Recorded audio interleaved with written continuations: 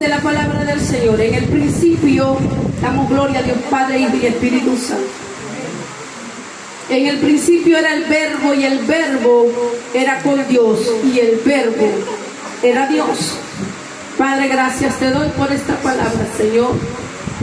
Sé que es una enseñanza corta, pero en el nombre de Jesús que sea de edificación a cada vida, a cada corazón.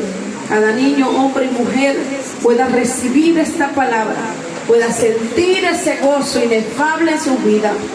Padre, que esta palabra penetre lo más profundo de sus almas, mente y espíritu, para que lleguemos al pleno conocimiento, dice, al pleno conocimiento de la deidad de Cristo, de los misterios de Cristo, Señor, se nos sean revelados por medio de la palabra, en el nombre de Jesús. Amén.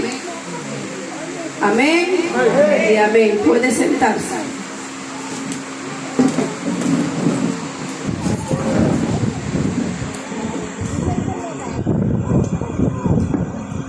Juan 1:1, el verbo. Quiero hablarle del verbo. Todos entendemos que el verbo, muchas veces hemos tenido un conocimiento de que el verbo es Jesús, ¿verdad? El verbo en una oración, a ver, los que le gusta español, en una oración, ¿cuál es la función del verbo? Es la que marca la acción de lo que se va a hacer en esa oración, ¿verdad? Porque si yo digo Lumila, baila, queda como sin sentido. Pero si Luzmila friega la paila, el verbo le dio sentido a lo que ella iba a hacer. Es lo que tenemos entendido en nuestro conocimiento humano. Pero hay algo más profundo, porque toda la palabra de Dios es inspirada por el Espíritu Santo. Amén. Entonces, en el original hebreo, la palabra verbo significa logos. ¿Qué significa verbo? Logos.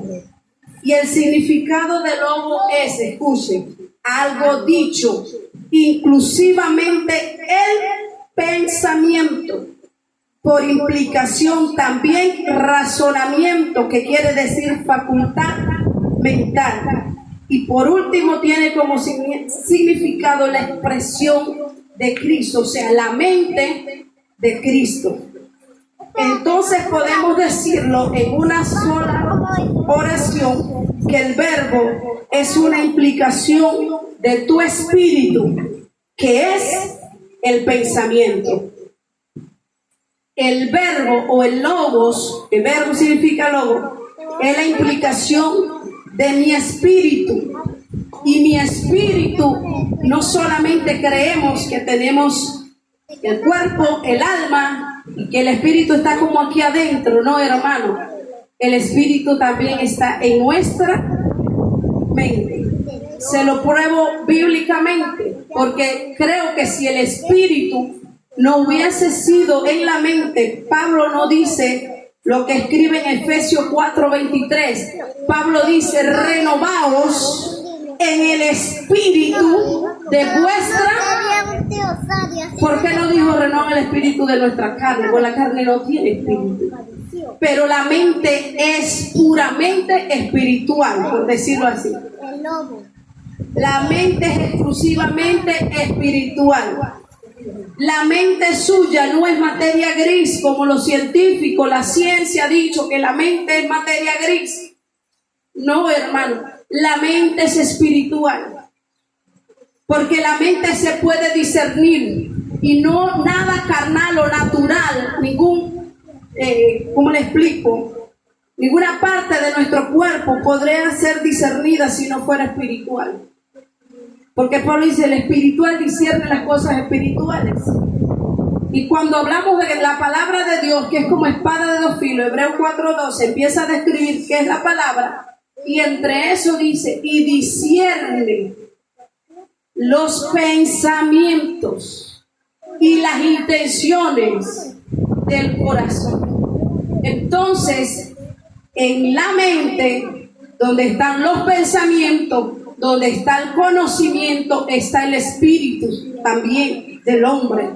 Por eso puede ser discernido. Por eso que cuando alguien tiene el Espíritu Santo y ve a X o Y persona y llega a un culto, va y le dice, el Espíritu Santo va y le habla. Le dice el Espíritu Santo, usted está en su mente, cuando venía en el camino, pensó esto y esto. ¿Y cómo sabe eso? Porque el Espíritu Santo está discerniendo el espíritu que está en él, entonces, ¿dónde debemos saber que tenemos una mente que espiritual, iglesia? Y esto, créame que yo no lo había escuchado antes. Y esto usted no lo había escuchado antes, yo creo. Este es un rema del cielo, hermano. Esta es una revelación. Porque creemos que la mente de nosotros es como un depósito. No, hermano. Es espiritual.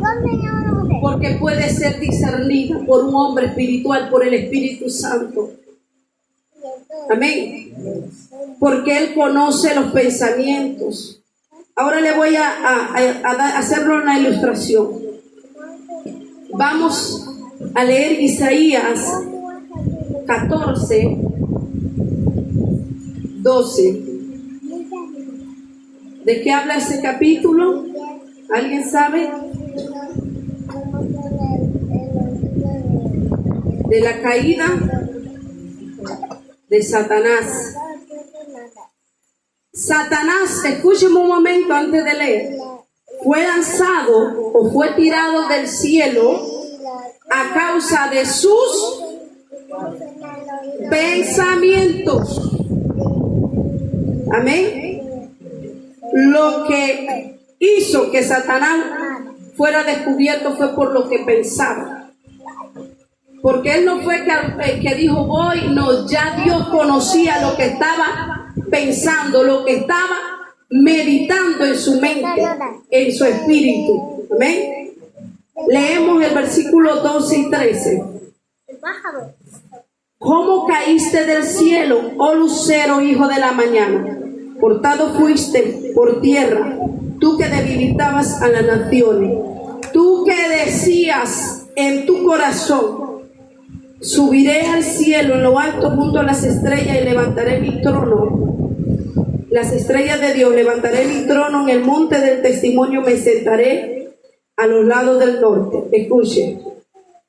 Tú que decías en tu corazón, ¿qué estaba él haciendo? Pensando. Él se sentó a meditar. Ahí no dice que él fue a hablar con otro ángel, a decirle, hey, vamos a derrocar a Dios. Él pensó, él planeó, él meditó en su corazón, en su pensamiento.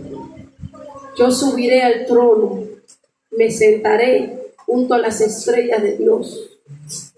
Yo merezco ser como Dios. A su nombre. Entonces, Satanás fue descubierto por sus pensamientos. A su nombre. Y aquí es donde nosotros tenemos un claro ejemplo, que usted tiene que cuidar sus pensamientos, porque los pensamientos te pueden descubrir. Vas a ser descubierto por tus pensamientos, porque ¿quién conoce? Dice, ¿y quién conocerá los pensamientos del hombre? Yo, Jehová, que escudriño la mente y el corazón de cada uno para darle según las obras y sus caminos. Según sus obras y sus caminos. El que conoce los pensamientos, el que sabía lo que estaba maquinando Lucifer, Satanás, era Dios. Por eso que nosotros podemos engañar a mucha gente, pero a Dios no. No hay nada peor que creer que nadie sabe o nadie va a saber lo que hay en el pensamiento. Porque cuántas veces no ha pasado que usted llegó con un pensamiento de querer matar a alguien en una campaña, de querer ir a llevar una porquería, un brujo llevar una porquería a la campaña, de querer ir a lanzar una maldición o de ir a provocar algo. Y ya ahí está el Espíritu Santo que discierne lo que está en tu espíritu, lo que está en tu pensamiento, y dice: usted que está allá de fulano de tal suéter, color blusa, así, de esto, usted vino aquí con esto y trae eso en su mente. ¿Quién lo reveló? El Dios que todo lo conoce. A su nombre sea la gloria. El Salmo 19, versículo 14. Hay algo poderoso que tenemos que aprender aquí en esta noche. Aleluya. Dice: sean gratos los dichos de mi boca y la meditación de mi corazón delante de ti. David está orando y le dice a Dios: sea grato lo que habla mi boca, pero también, escucha esto, porque lo que habla de tu boca todo el mundo lo va a escuchar, a saber. Pero lo que meditas en tu corazón, y cuando tú estás meditando, ¿en qué estás? Meditar no es como hoy gente dice: vamos a meditar aquí en un momento, cierra los ojos, medite. No, eso no es.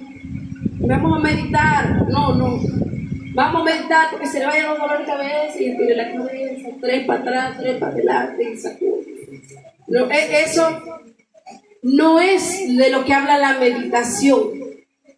La meditación es pensar en Dios. Es más, usted ora mientras está pensando.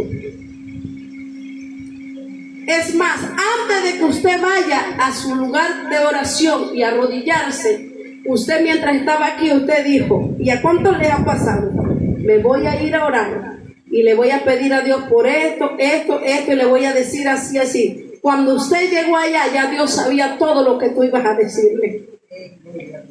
A su nombre. O sea, ya Dios conocía cuál era tu intención antes de ir a hacer algo. Por eso cuando Daniel dispuso su corazón al ayuno y la oración, porque Daniel discernió que algo no estaba bien, el tiempo se había terminado, no se había dado el cumplimiento de Dios. Entonces Daniel dispone su corazón a hacer un ayuno, pero antes de Daniel ir a someterse, a encerrarse en ese cuarto en ayuno y en silicio, Daniel lo pensó, y desde que Daniel lo pensó, Dios mandó respuesta, pero no había llegado porque había oposición. Porque hay oposición, siempre tenemos oposición. Hay una parábola que es del sembrador, cuando la han escuchado, y una parte dice que la semilla no crece porque vienen las aves del cielo y se la roban, se la comen. Quiero decirle que ahí es donde dice que nuestras batallas no son carnales, son poderosas en Dios. Las armas de nuestra milicia no son carnales, son poderosas en Dios para destrucción de fortaleza. Eso lo encontramos en 2 Corintios 10, 4 y 5. Ahora leemos allá. ¿Por qué? ¿Quiénes son esas aves del cielo que vienen y roban la semilla? Es cuando el creyente ora y vienen los ángeles, espíritus caídos, espíritus inmundos, y roban tu oración. Y por eso te dice: llevo un año y Dios no ha contestado, porque alguien te está robando. Y si usted no se para la brecha, y si usted no se para firme, y si usted no ata las potestades de los aires, y si usted no le dice: por el poder de la sangre de Cristo, yo tengo entrada al trono de la gracia para que mi oración sea escuchada delante de mi Padre. Y no hay ángeles, no hay principados, no hay nada ni nadie que la pueda robar. Si usted no se para firme, usted usted seguirá cada día: Señor, por favor, yo necesito, y dame, y Señor, y ayúdame, y Padre. Llorar y moquear. Y pasará el tiempo y usted no tendrá respuesta. Hasta que usted no se levante con autoridad. Pero la autoridad la obtenemos cuando nos sometemos a Dios. La autoridad la obtenemos cuando ayunamos, más que ayunar de comidas, ayunar el cuerpo, el alma y la mente, sometimiento a Dios. Cuando obedecemos la palabra de Dios. Cuando dejamos que la palabra nos corrija, nos confronte, nos guíe, nos enseñe. Usted adquiere autoridad. ¿Por qué? Porque ya no es usted, es Cristo en usted.